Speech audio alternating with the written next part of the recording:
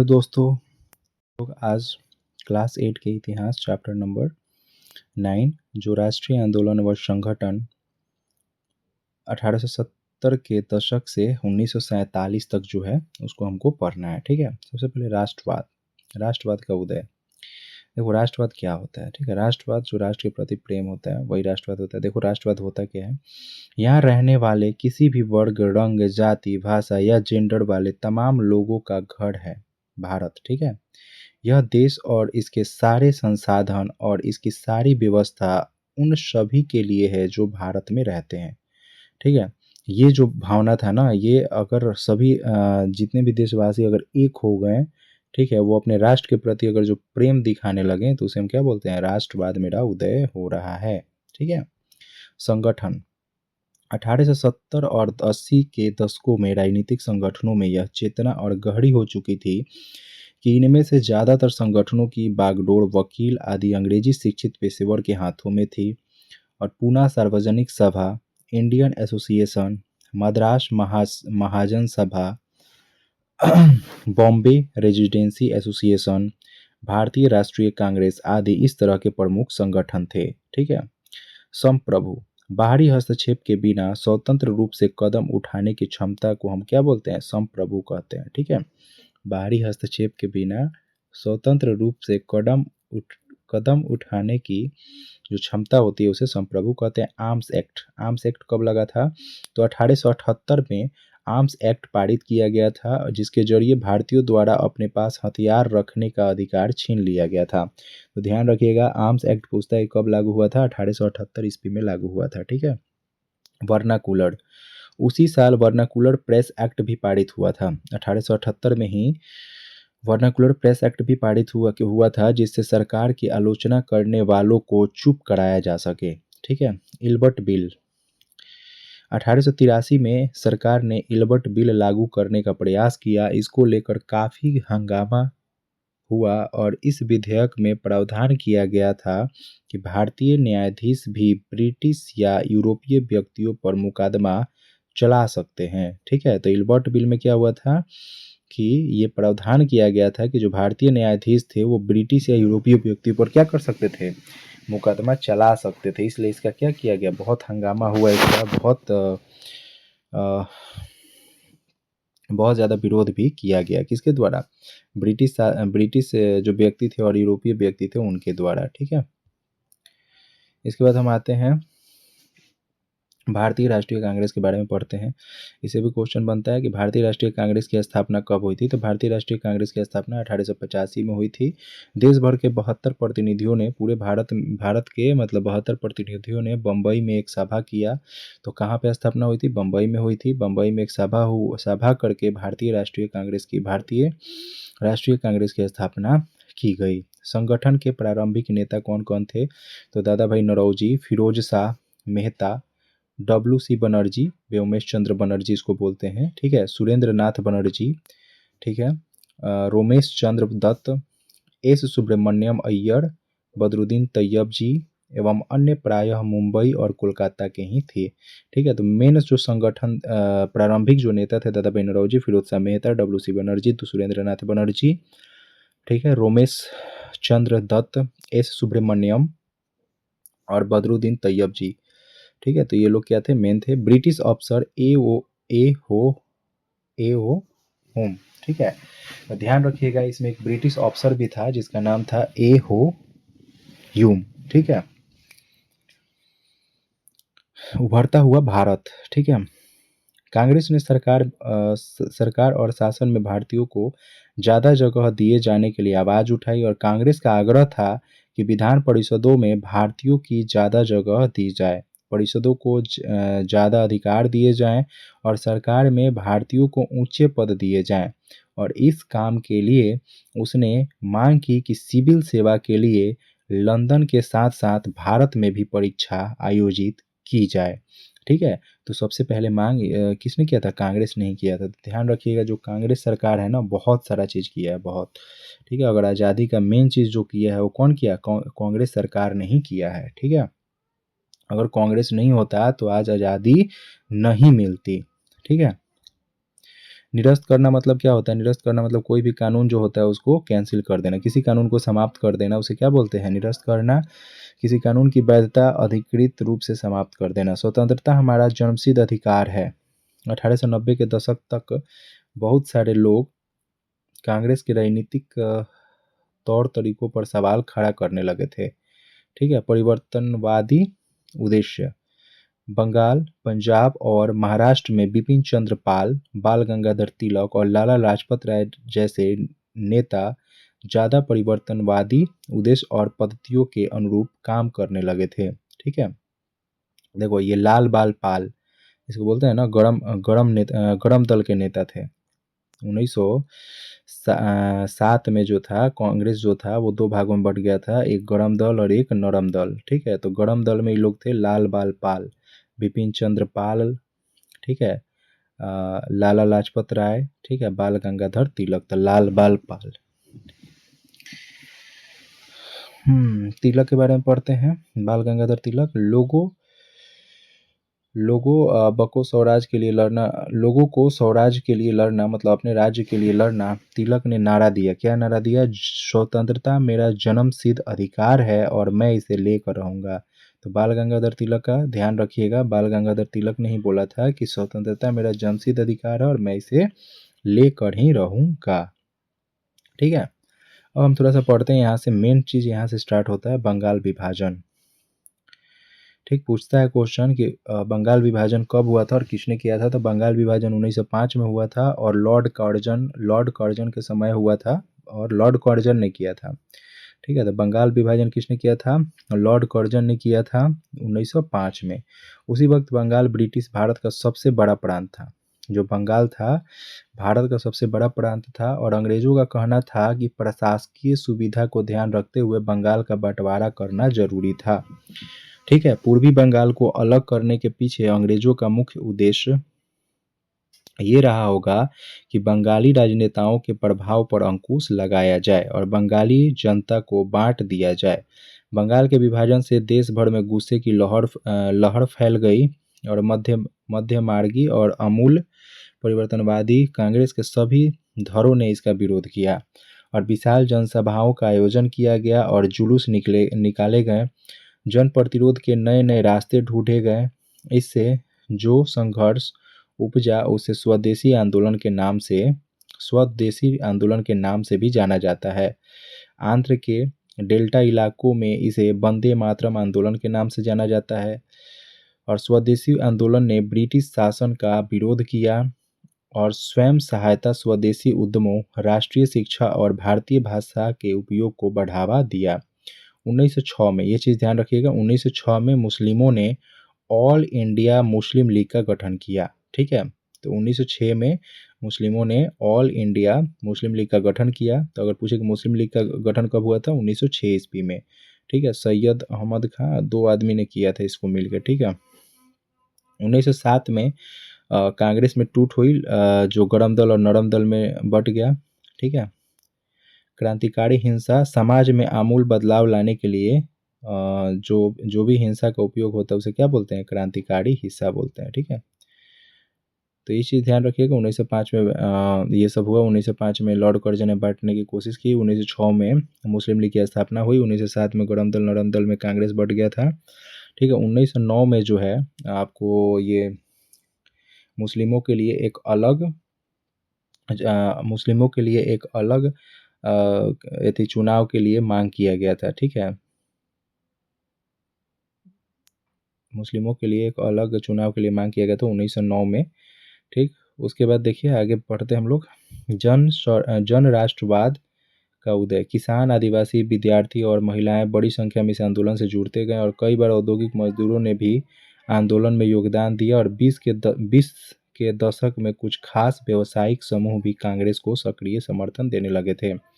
महात्मा गांधी का आगमन। महात्मा गांधी का कब आगमन होता है? तो महात्मा गांधी एक राजनीतिक नेता के रूप में सामने आए और गांधी जी 46 वर्ष की उम्र में 1915 में दक्षिण अफ्रीका से भारत लौटे थे। ध्यान रखिएगा, 46 वर्ष की उम्र में, कितने वर्ष की उम्र में? 46 वर्ष की उम्र में 1915 में दक्षिण अफ्रीका से भारत लौटे थे। वे वहां पर नस्लभेदी पाबंदियों के खिलाफ अहिंसक आंदोलन चला रहे थे और अंतर्राष्ट्रीय स्तर पर उनकी अच्छी मान्यता थी। लोग उनका आदर करते थे। ठीक है। 1915 में महात्मा गांधी भारत लौटे। 1915 में ध्यान रखिएगा। 1916 में बिहार के चंपारण इलाके का दौरा किया। 1917 में गुजरात के खेड़ा जिले के किसानों की मदद के लिए सत्याग्रह किया। तो सबसे पहले उन्होंने जो आंदोलन किया था चंपारण में किया था 1916 में। तो चंपारण सत्याग्रह 1916 में। 1917 में गुजरात के खेड़ा जिले में किसान आंदोलन। ठीक है। और 1918 में अहमदाबाद में सूती कपड़ा कारखानों में मजदूरों की हड़ताल का सफलतापूर्वक नेतृत्व किया था। तो सबसे पहली बार हड़ताल जो किया था 1918 में किया गया था अहमदाबाद में सूती कपड़ा कारखानों के मिल में। ठीक है। उसके बाद है रॉलेट एक्ट।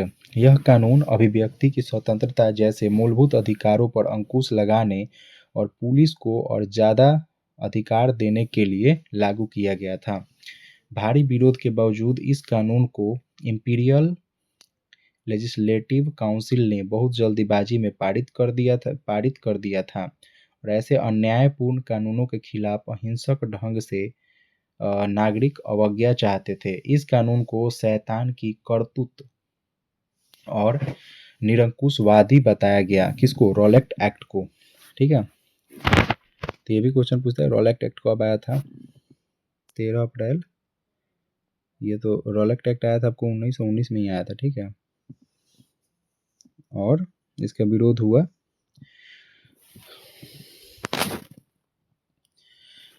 हुआ था कब? 1919 में ही हुआ था। ठीक है। जलियांवाला हत्याकांड। अमृतसर के स्वर्ण मंदिर के पास एक छोटा सा बगीचा है जहां 13 अप्रैल 1919 को brigadier general Reginald Edward Dyer, ठीक है, उसका नाम था एडवर्ड डायर या जनरल डायर बोल सकते हो। तो जनरल डायर के नेतृत्व में अंग्रेजी फौज ने गोलियां चला के निहत्थे शांत बूढ़ों, महिलाओं और बच्चों सहित सैकड़ों लोगों को मार डाला था। ठीक है। ध्यान रखिएगा जालियांवाला हत्याकांड ही इसको बोलते थे क्योंकि अमृतसर के पास एक बगीचा था जिसको हम लोग जालियांवाला बाग बोलते थे और वहीं पे हत्याकांड हुआ इसलिए जालियांवाला बाग हत्याकांड बोला गया। ठीक है।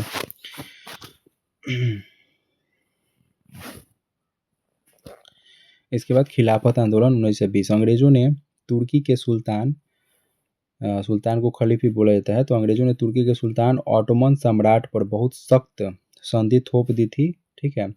तो मोहम्मद अली और शौकत अली ने इसका नेतृत्व किया था भारत के यहाँ से। ठीक है। उसका सपोर्ट किया था कौन? यहाँ से भारत में उसका सपोर्ट किया था। अंग्रेजों ने तुर्की का सपोर्ट किया। अंग्रेजों ने तुर्की के सुल्तान पर जब ये सख्ती लगाया तो यहाँ से सपोर्ट किया तुर्की का कौन?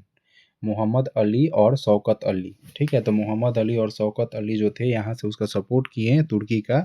ठीक है। जिसको हम लोग खिलाफत आंदोलन बोलते हैं। और कब हुआ था खिलाफत आंदोलन? 1920 में। ठीक है।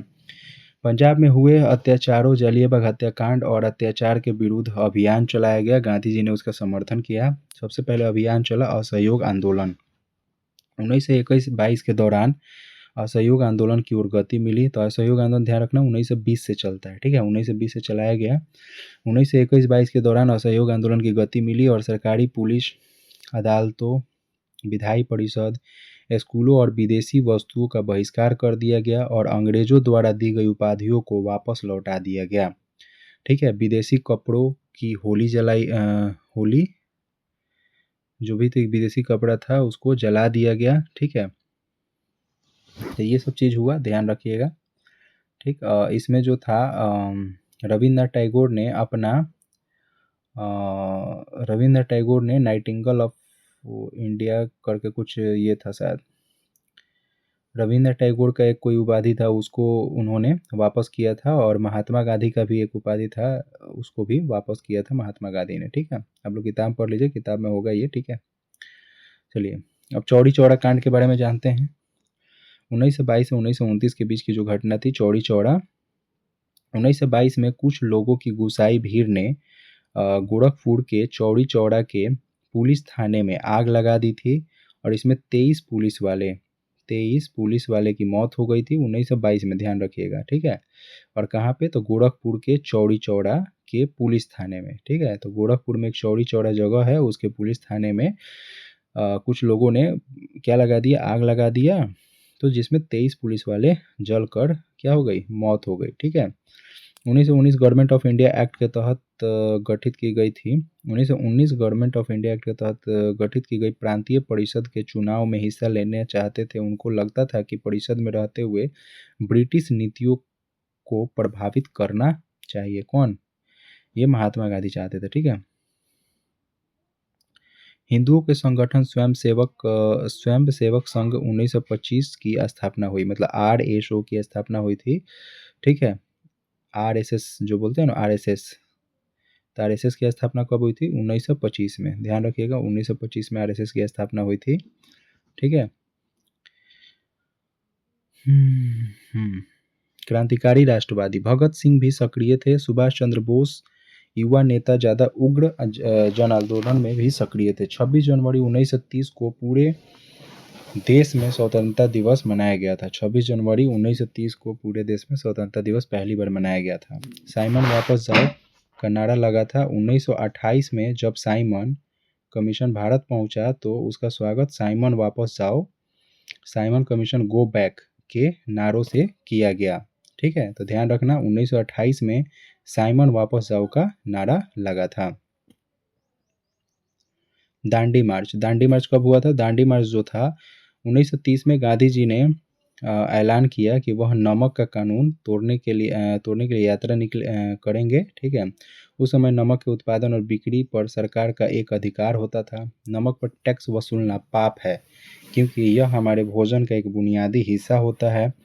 और नमक सत्याग्रह ने स्वतंत्रता को व्यापक चाह को लोगों में बाकी लोगों की एक खास शिकायत सभी से जोड़ दिया था और इस तरह अमीरों और गरीबों के बीच मतभेद पैदा नहीं होने दिया। और गांधी जी साबरमती से 240 किलोमीटर दूर स्थित दांडी तट पैदल चलकर गए और वहां समुद्र का पानी उबालकर नमक बनाना शुरू कर दिया और यह कानून का उल्लंघन था, ठीक है। तो नमक सत्याग्रह यही हो गया जो 1930 में हुआ था, ठीक है।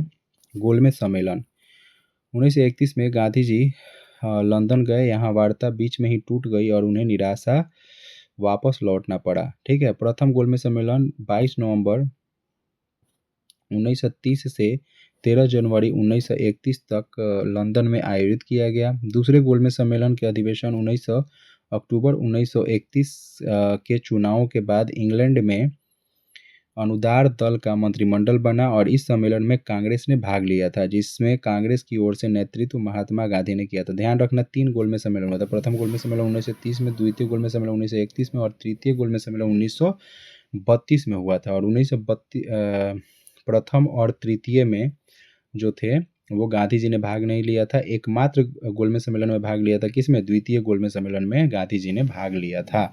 और तीनों में किसने भाग लिया था? तो तीनों में जो थे भीमराव अंबेडकर जी ने तीनों गोलमेज सम्मेलन में भाग लिया था, ठीक है। 1935 के गवर्नमेंट ऑफ इंडिया एक्ट है, तो 1935 में गवर्नमेंट ऑफ इंडिया एक्ट पारित हुआ था जो प्रांतीय स्वायत्तता का प्रावधान किया गया और सरकार ने ऐलान किया कि 1937 में प्रांतीय विधायकों के लिए चुनाव कराए जाएंगे, ठीक है। भारत छोड़ो 1942 आंदोलन गांधी जी ने भारतीय जनता से आह्वान किया कि वे करो या मरो के सिद्धांत पर चलते हुए अंग्रेजों के विरुद्ध अहिंसक ढंग से संघर्ष करें, ठीक है। मुस्लिम लीग ने देश के पश्चिमोत्तर तथा पूर्वी क्षेत्रों के लिए स्वतंत्र राज्यों की मांग की, ठीक है। पाकिस्तान 14 अगस्त 1947 को स्वतंत्र हुआ, ठीक है। भारत जो हुआ 15 अगस्त 1947 को और 26 मार्च 1971 को बांग्लादेश जो था वो पाकिस्तान से अलग हुआ था। ध्यान रखिएगा, बांग्लादेश जो था वो पाकिस्तान से अलग हुआ कब? 26 मार्च 1971 को, 26 मार्च 1971 को। तो यही सब चीज़ था इसमें हमको मेन चीज़ क्या पढ़ना था? तो 1870 से लेके जो भी घटना हुई उसके बारे में हम लोग को पढ़ना था, ठीक है। एक सेकेंड आप लोग रुकिएगा, थोड़ा किताब से पढ़ लेते हैं। किताब से इसको पढ़ेंगे थोड़ा और डीपली पढ़ पाएंगे, ठीक है, और लाइन से पढ़ पाएंगे। वेट। चलिए किताब से पढ़ लेते हैं। राष्ट्रीय आंदोलन का संगठन 1870 के दशक से 1947 तक, ठीक है। इसमें भी है राष्ट्रवाद का उदय कैसे कैसे हुआ, ये सब चीज़ है इसमें, ठीक है। आगे हम लोग जो पढ़ेंगे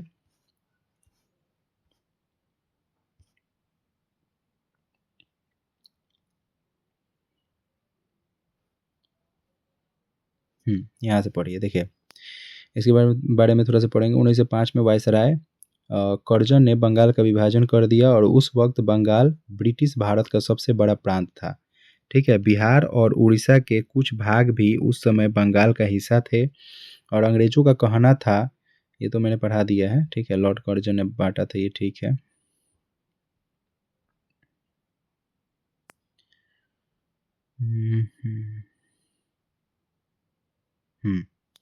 एक चीज़ हम वहाँ पे नहीं बताए थे कि 1906 में, जो 1906 में मुसलमान जमींदारों और नवाबों के एक समूह ने ढाका में, कहाँ पे, ढाका में ऑल इंडिया मुस्लिम लीग की गठन किया था। ध्यान रखिएगा, ढाका में, ठीक है, मुस्लिम लीग की, ऑल इंडिया मुस्लिम लीग की गठन किया गया था। लीग ने बंगाल विभाजन का समर्थन किया और लीग की मांग थी कि मुस्लिमों के लिए एक अलग निर्वाचक की व्यवस्था, अलग निर्वाचक की व्यवस्था की जाए, ठीक है।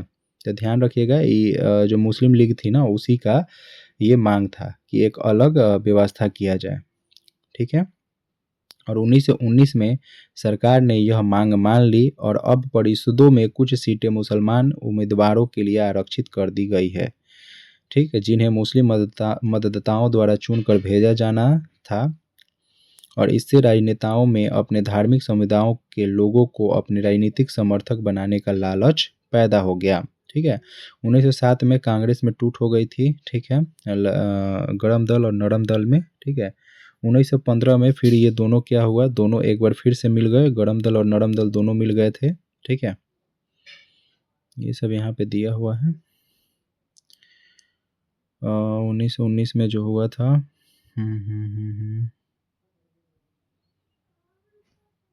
देख लेते हैं जो जो इम्पोर्टेंट होगा।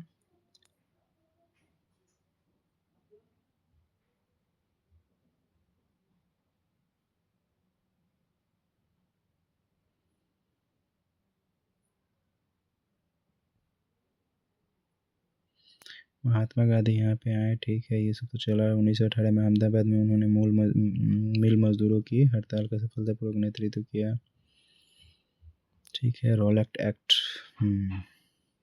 1919 में गांधी जी ने अंग्रेजों द्वारा हाल ही में पारित किए गए रॉलेट एक्ट कानून के खिलाफ सत्याग्रह का आह्वान किया और यह कानून अभिव्यक्ति की स्वतंत्रता जैसे मूलभूत अधिकारों पर अंकुश लगाने और पुलिस को और ज़्यादा अधिकार देने के लिए लागू किया गया था। महात्मा गांधी, मोहम्मद अली जिन्ना तथा अन्य नेताओं का मानना था कि सरकार के पास लोगों की बुनियादी स्वतंत्रताओं पर अंकुश लगाने का कोई अधिकार नहीं है। उन्होंने इस कानून को शैतान की करतूत और निरंकुशवादी बताया। गांधी जी ने लोगों को आह्वान किया कि इस कानून का विरोध करें और 6 अप्रैल 1919 को अहिंसक विरोधक दिवस के रूप में, अपमान व याचना दिवस के रूप में मनाया जाए। 6 अप्रैल 1919 को हड़तालें की जाए, आंदोलन शुरू करने के लिए सत्याग्रह सभाओं का गठन किया गया। रॉलेट सत्याग्रह ब्रिटिश सरकार के खिलाफ पहला अखिल भारतीय संघर्ष था। हालांकि यह मोटे तौर पर शहरों तक ही सीमित था। अप्रैल 1919 में पूरे देश में जगह जगह जुलूस निकाले गए, हड़तालों का आयोजन किया गया और सरकार ने इन आंदोलनों को कुचलने के लिए दमनकारी रास्ता अपनाया। बैसाखी 13 अप्रैल के दिन अमृतसर में जनरल डायर के द्वारा जालियांवाला में किया गया हत्याकांड इसी दमन का हिस्सा था। इस जनसंहार पर रविन्द्रनाथ टैगोर ने अपनी पीड़ा और गुस्सा जताते हुए नाइटहुड की उपाधि वापस लौटा दिया था। तो ध्यान रखिएगा, रविन्द्रनाथ टैगोर ने किसकी उपाधि वापस लौटाया था, नाइटहुड, ठीक है। रॉलेट सत्याग्रह के दौरान लोगों ने ब्रिटिश शासन के खिलाफ हिंदुओं और मुसलमानों के बीच गहरी एकता बनाए रखने के लिए प्रयास किए और महात्मा गांधी भी यही चाहते थे कि उनकी राय में भारत यहाँ रहने वाले सभी लोग, यानी सभी हिंदू, मुस्लिम, अन्य धर्मों के लोग का ये देश है, ठीक है। खिलाफत आंदोलन जो हमने बता दिया था, खिलाफत आंदोलन 1920 में अंग्रेज़ों ने तुर्की के खिलाफ जो ये लगाया था, तो उसके लिए इधर से तुर्की का सपोर्ट किया किसने? 2 आदमी ने मिल के किया था, वो मैंने बता दिया। ये हो गया।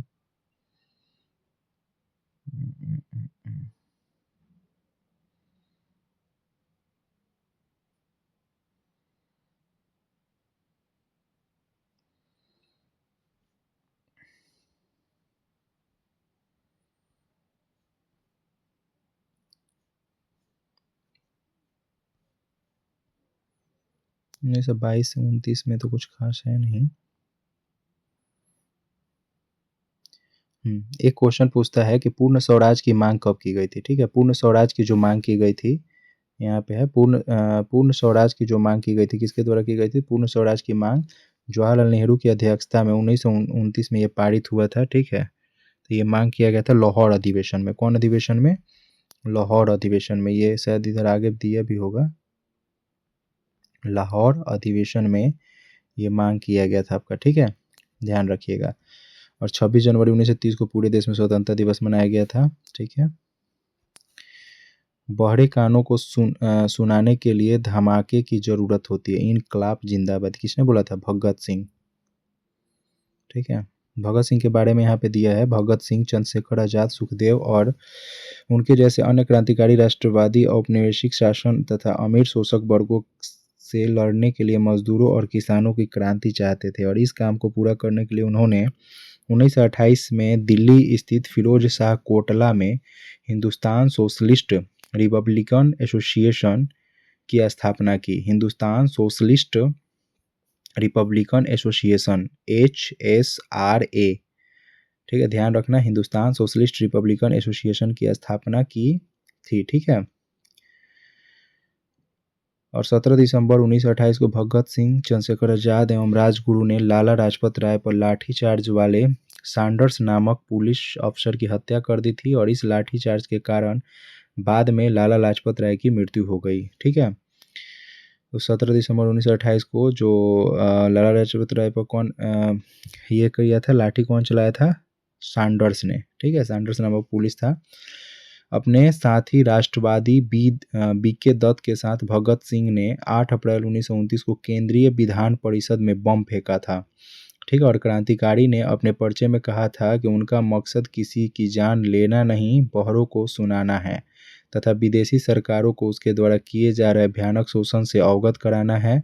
भगत सिंह, सुखदेव और राजगुरु, ठीक है, ये तीनों को 23 मार्च 1931 को फांसी पर चढ़ा दिया गया, और उस समय भगत सिंह की सिर्फ आयु 23 साल थी। ठीक है, तो 23 मार्च को चढ़ाया गया, और उनकी उम्र भी जो थी 23 साल ही थी। ठीक है, ये दांडी यात्रा है, दांडी मार्च किया गया।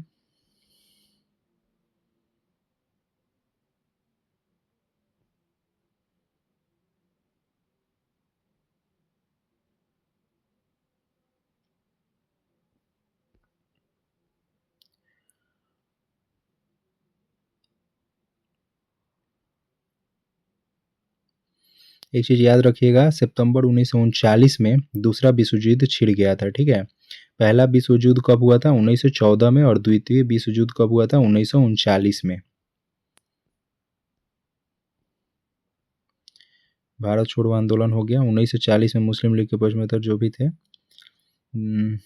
इस प्रस्ताव में विभाजन या पाकिस्तान का जिक्र नहीं था। मुस्लिम लीग ने, इसे कोई मतलब नहीं है, सब हो गया, खत्म है।